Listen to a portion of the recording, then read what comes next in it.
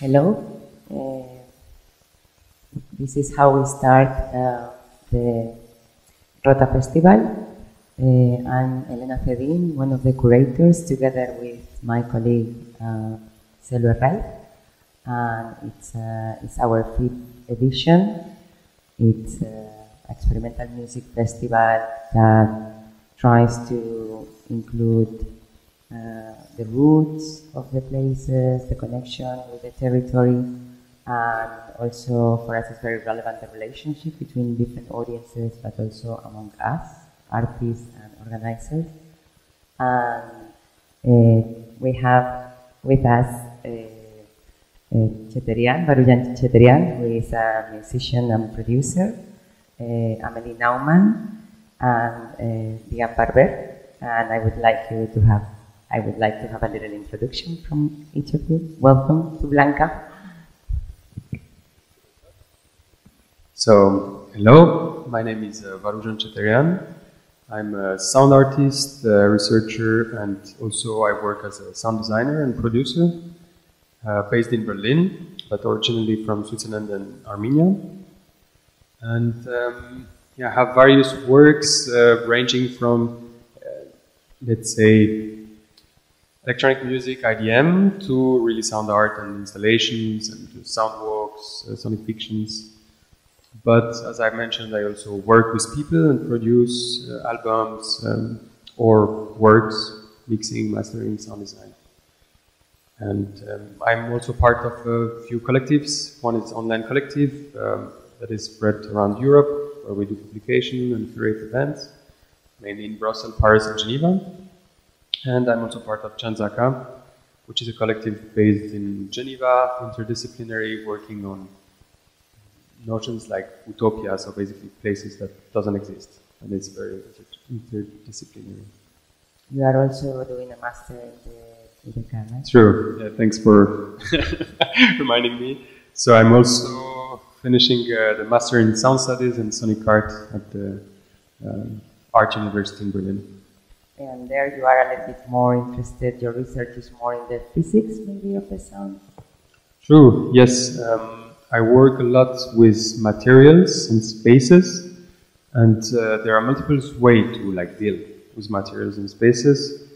And this last 3-4 years I was focusing on the physicality, so really how the constitution of a material, hard, solid or soft, wood or metal, how this can be used as a filter for sound.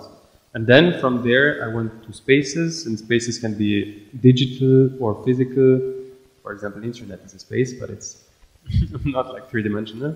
And those spaces also have a sonic identity or characteristics. So through impulse responses and things like this, I was researching spaces in sound.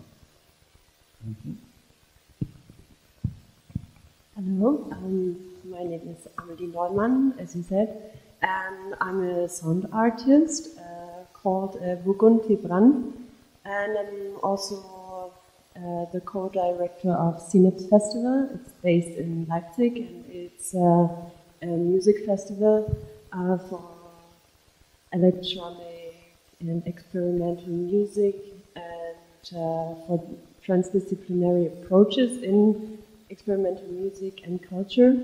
And and as a musician, as an artist?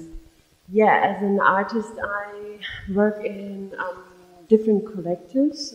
We are doing performances in open space and semi-public spaces in the framework mainly of the theater and possibilities of the theater.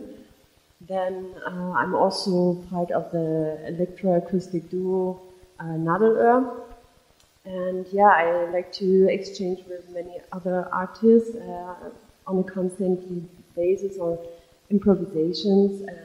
And I love to work with other people. They are not familiar with experimental music or deep listening ideas to explore new ideas of spaces and the relationship between people.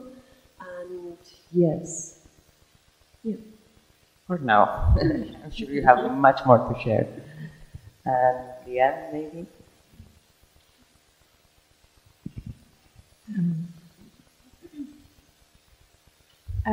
Hi, my name is DIANE BARBÉ. I'm also based in Berlin, like VAROUJAN, and I would describe my practice as everything related to sound, maybe more in terms of verbs. I'm very interested in the ways that we can use recordings and listening to understand the current state of our environments, including, of course, non-humans, but also geological activities, and that's what I've been focusing on for the past few years. And I would say it's really like recording and listening that brought me to music rather than the reverse. And I'm doing different kinds of music, from more ambient and electronic things. But there's also an aspect of playing music together that I'm really trying to explore. There's, at least in my experience, there's a lot of blockages about, are you a musician, are you not a musician, are you a trained musician, are you not a trained musician, right, like we talked about yesterday actually. And a project that I'm working on right now is really about the very first musical instruments. I mean, that's a hypothesis, right? That could be actually things that we're used to call birds or deer. They found instruments in caves 2,000 years ago that could have been actually deer calls. And so there's something there that is that I find really interesting about responding to sounds that we hear around us as a kind of practice of music, right? And that makes it also a lot less scary and a lot less inaccessible in a way. So that's one thing I've been working on with a project called the Alien King, an expression borrowed from a philosopher called Donna. I also take part in a collective called Heroines Wave, which is a kind of feminist, intersectional, very intense residency program that takes place in different countries. We had one in Georgia in 2019 and one in Thailand in 2021, and we're working on another one in Kyrgyzstan this year. The idea being to bring a lot of performers, visual artists, musicians, as well as activists to reflect on more or less political questions and how art can take a role in that. Yeah, I was going to say answer, but I don't think. Take a role. Yeah. Mm-hmm. Yeah. Well, I think we are with how you presented yourself. Maybe we can start with the question: what is experimental music today?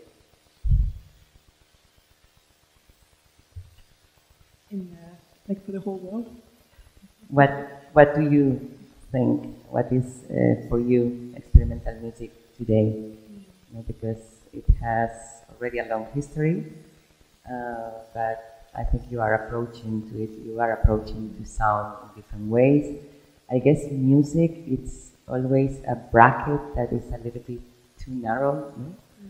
Or we wanted to open this bracket and call music everything that maybe was not perceived as such.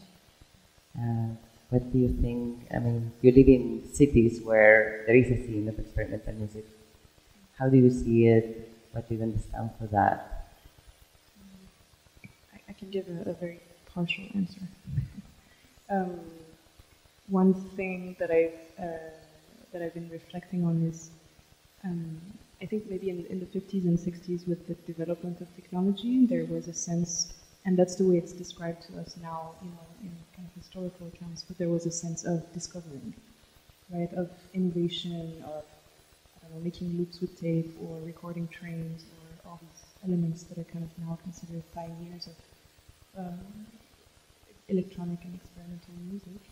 And I think experimental music now isn't, or that's my viewpoint on it, but it's linked to the realization that nothing new is really going on, not in the sense of new machines or extremely new things, but rather making friends with old ideas in a way.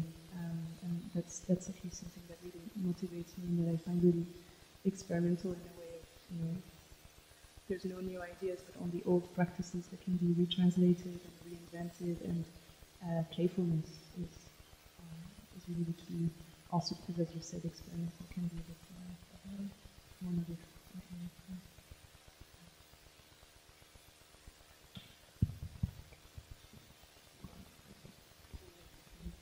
Yeah, I thought about this question more in the non-academic way to answer this question, because it makes a big difference to me.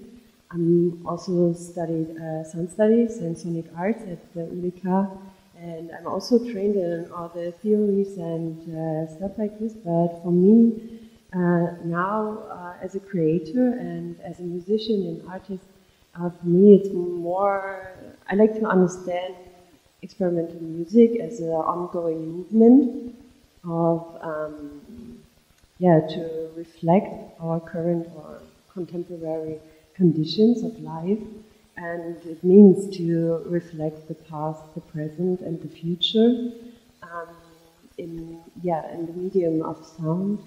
And sound is always connected with the body, with the environment, the space, light, and it has many visual aspects as well. And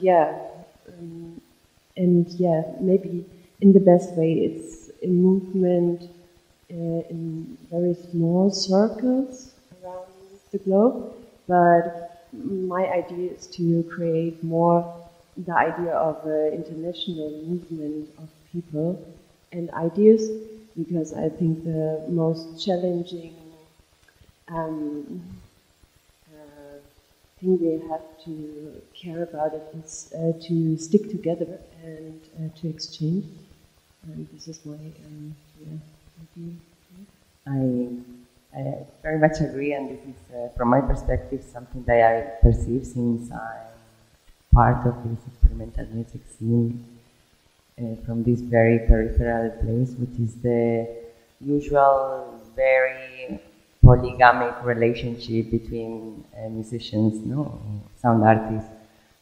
You all have a lot of nicknames and a lot of collectives, and you can see once and again, that, I mean, if you start following, it's really like a rhizoma, that in the end we all connect by making sound together. This was, for me, I do this program that we're going to release also in the next rhizoma, what had happened in this ROTA, and it's basically this, it's holding this idea of like how in the end we are all really connected. Maybe you could come with the next question, which is, why do you think it's relevant, the experimental music? Sure. I mean, following, I think I would agree with what you said before. So following that, for me, experimental music is one music where you are pushed, or you're in the context where you can change social settings that are repeated, sometimes without knowing that they're repeated. Social settings, but also temporal organization of music. Why do we need the 1 and the 4 of the 4 beats to be the strong tacts? It's like this in rock, it's like this in a lot of music.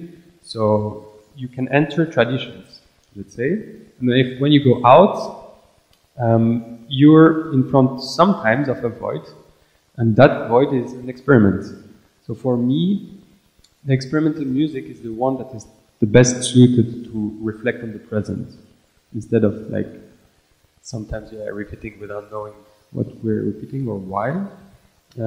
So it's definitely the best musical form for me to investigate the present.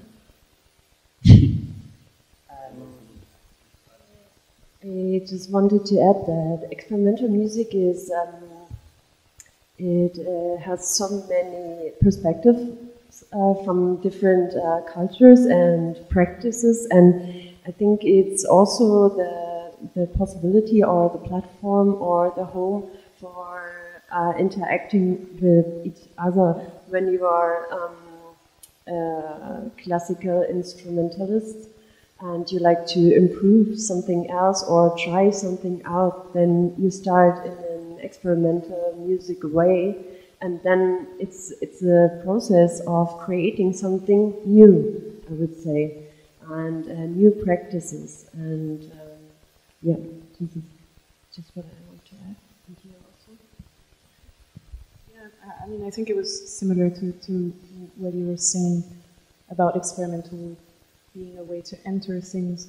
I think it relates also again to this feeling that I'm speaking from a very European, Western European point of view, but there's a sense that music is only accessible again if you have training, or and I find that it connects also to a big loss of faith, or a loss of spirituality, or a loss of the simple magic of playing music together and dancing, and to the point that so often I have friends who tell me, "Oh no, I'm not a musician. I can't, follow a beat or express myself with a voice," and I find that so deeply sad. That there's a sense that we can't use the body to make music, or very simple things, and in this sense, I find experimental music to be so important, because everything is allowed, right? And there's no wrong notes, and there's no wrong rhythms, and on the contrary, they're welcome, right? All these mistakes in conventional musical things, all these mistakes become very beautiful if you listen long enough, right? Yeah. I would also like to add something that I think we said many times, that we live in a very visual culture. It's also very relevant, not only the perception, but the attitude of listening is something very needed. And I think experimental music, what it taught me was to listen with attention, and also to play with the judgment, be careful and try to dissolve constantly, it's confronting me with my own judgment. And I think these are attitudes that they can permeate life, beyond the music scene. So this is, I find here, this connects with the next question, which you already started, that is like, so for whom you think is this what you play? Well, too often it's for very small audiences. But it's ideally, right, it could be for everybody, and even for dogs and birds and other inhabitants. You actually are doing some practices, which making sound for non-human. Yeah, I'm not sure if they love it, but yeah, there's a deep sense of fun that comes with wondering if you're actually maybe answering to some birds or not. There's quite a few musicians sound people, I would say, who try to make music with other animals. And I can tell you, the dogs here in Blanca don't care if we like, but they bark, and also the early birds don't ask you if you are sleeping, and they still sing without prejudice. So you think for everyone, ideally, but still it's for a small, at the moment it's for a small group. It feels a bit inaccessible. What do you think? Why is inaccessible? Or should it be, the question would be more like, do you think it should be bigger, the audience we reach? Do you think it's necessary that it becomes more popular? I'm not really sure. I would say it's our job to find a way to connect everybody with this kind of listening practice, because I don't think that a bigger audience would be, it's not very helpful sometimes because of the experience. I mean, for whom is the music or the sound I produce is, in the very first way, is for me, to experience the idea of my musical ideas in confrontation with the audience, and to see how they react and what's happening bodily with the audience, and what came up to their mind by listening or afterwards, and what is the music for? It's for creation in many different other fields, and that's why I think maybe a bigger audience, I'm not really sure.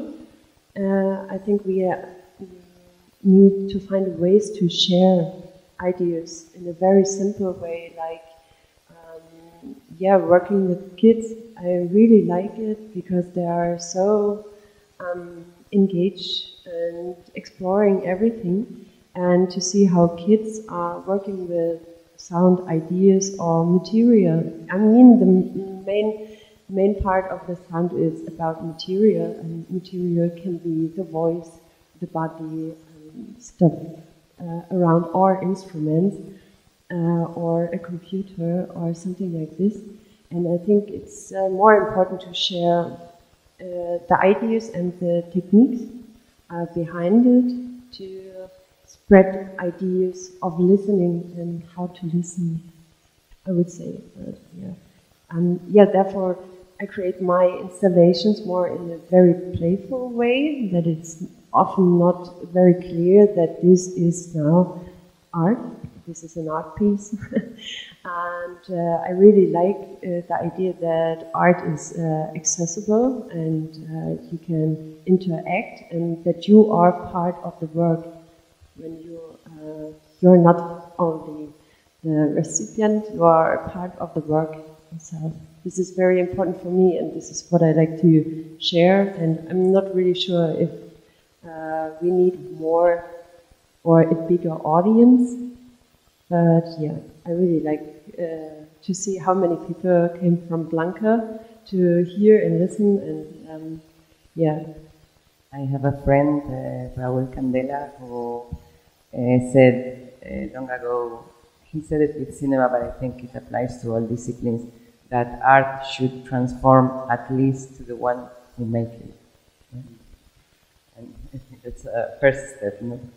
I was also wanting to make a more general question. Where do you think it's interesting? Could you mention places where the best experimental music scene nowadays is in? Is there a center? Is there which are the places where you as an experimental musician would like to be, because you know that things are happening? I mean, I found the phrase from Raúl really meaningful. So following that philosophy, I would say the best scene is where you are. Like it's really like experimental music if it's about interconnection, relation, doing something that is good for you before being good for others. I was thinking of some experiences I had when I was touring, like really into music, playing drums, and opening famous bands, and seeing those famous bands on stage, on fire in front of 2,000 people, and after that, they were crushed, they were destroyed. The manager massing them, they felt so bad, and I was like, oh shit, like this business is destroying them, you know? And I felt bad. And I think experimental music is the opposite. It's before, it's first of all for you, and then, or no, it's very sharing. So, yeah, I think it's really super relative. There is no one place. Then, of course, we can say there are places where there is more happening. So I'm now in Berlin, so definitely in Berlin, there is a big scene, but other places too. There's interconnection, let's say medias, radio show, magazines, publications, and all of this. Of course, it's a network, so that's very useful. What do you think? Would you say then that at least if we don't think of making bigger audiences, because we do worry about that, and I think one of the ideas in the beginning of the festival was this is why it's called From Root to Noise, was to deconstruct roots, but take them in, you know, and get into noise as an umbrella or like a rainbow in which one audience stays and listens the next, which is a little bit weird for them, but they have the experience and they open and so on, no? And I don't know, we love the noise, you know, so we listen to a Jota Blanqueña, no? And we feel the relationship, as you were saying, no? This music as a ritual, as a way to be together, no? And root music, it has this like very basic, no? Connection with all of us. Do you think it's relevant to have, I mean, now I'm taking to my place, it's like, did you ever hear about the experimental music scene in Spain, or Murcia, or Blanca?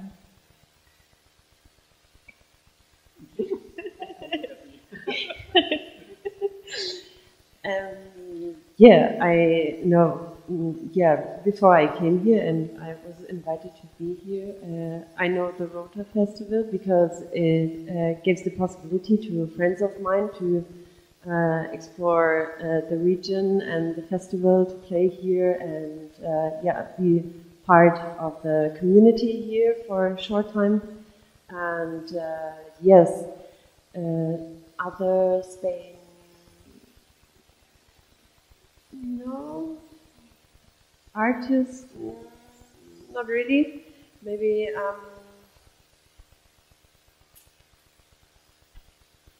maybe no. Maybe I'm not really sure. Maybe I know some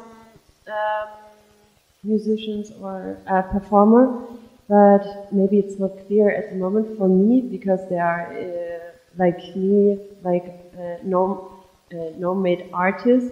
I met them in Belgium, I met them in France, I met them here maybe, and it's not clear about the roots.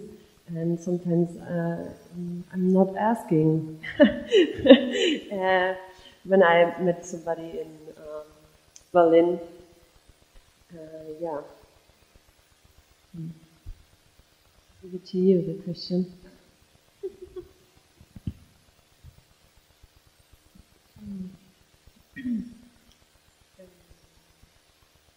I'll do a little digression and then come back to answer your question, I promise. I guess I don't really know what a scene means. I think a lot of the imaginaries that I have of Spanish experimental music are maybe from the 70s and 80s, with like Susi Saiz and all this Orquestra de las Nubes and all this repetitive music movement that was there. And I think I know about it because there's been anthologies and there's been labels and magazines writing articles and sort of making this job of writing the histories in a way.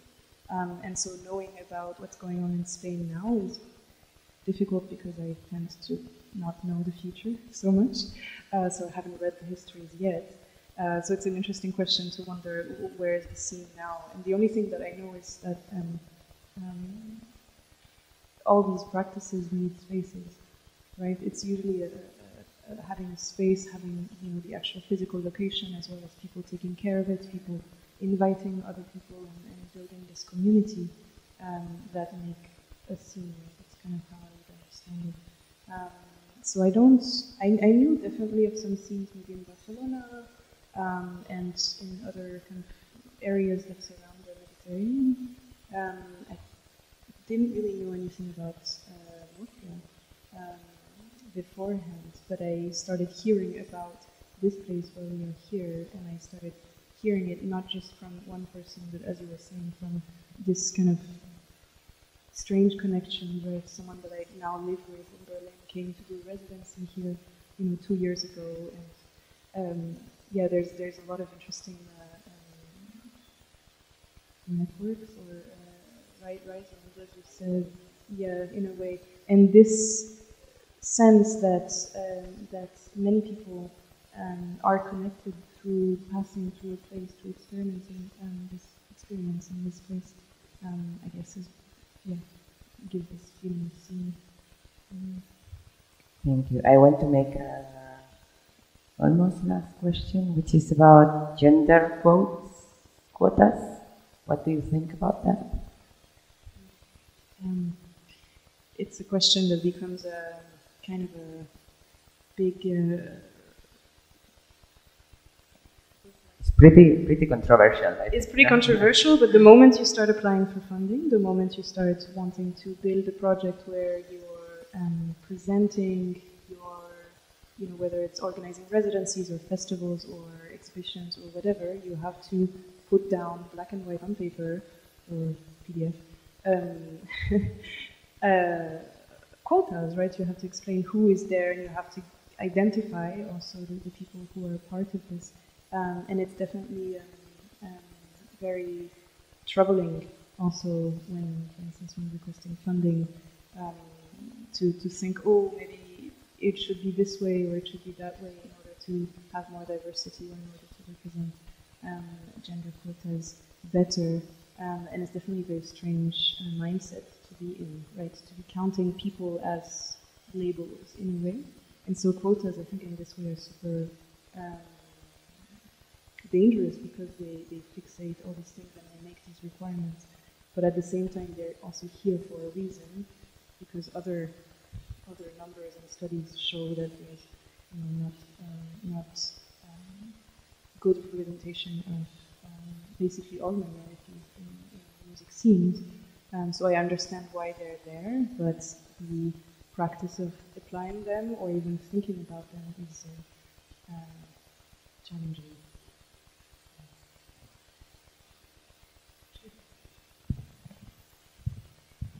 Yeah, for me as a festival co-director, I'm taking care to have as much as possible diverse point of views and practices on stage. And I think gender is maybe not the right way to describe this kind, because I think it's an idea of discrimination. Otherwise, and I mean, for me, the question sounds. Sorry, you asked the question, but I know it's not your question.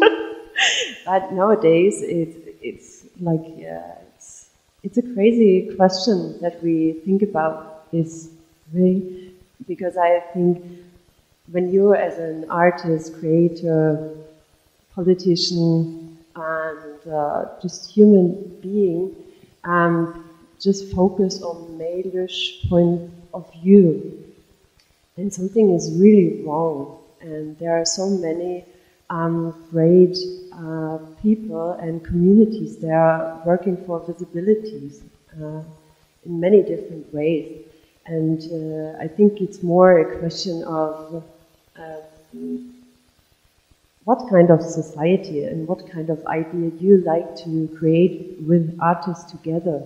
I think, and if you don't know other points of view, then it's something really wrong, I guess. And, but I'd like to hand it over to you, the question, because it's so easy to answer. Are we finished now? No, for the quotas, I mean, I would say places where I feel like, okay, there are too many dudes in the room, I feel bad.